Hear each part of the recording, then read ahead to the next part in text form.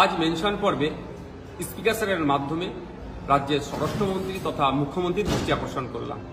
আমরা লাস্ট 8-10টা দিন যদি দেখি, বারুইপুর পুলিশ ডিস্ট্রিক্টের আন্ডারে বারুইপুর থানার অন্তর্গত বিভিন্ন জায়গায় কিভাবে ধর্মীয় উস্কানি দেওয়ার জন্য, ধর্মীয় বিভেদ তৈরি করার জন্য, সাম্প্রদায়িক সম্প্রীতি বিঘ্ন ঘটানোর জন্য অপচেষ্টা চালানো হয়েছে।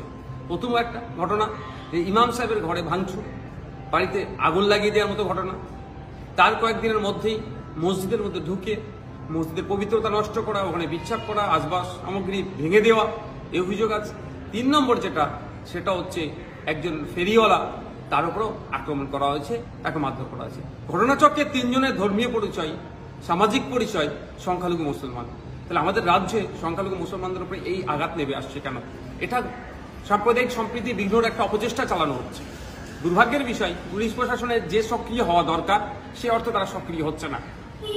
এই তদন্ত করা দরকার, কাদের ইন্ধনে কারা কারা যুক্তের মধ্যে এই ধরনের অপ্রীতিকর ঘটনা ঘটানোর চেষ্টা হচ্ছে।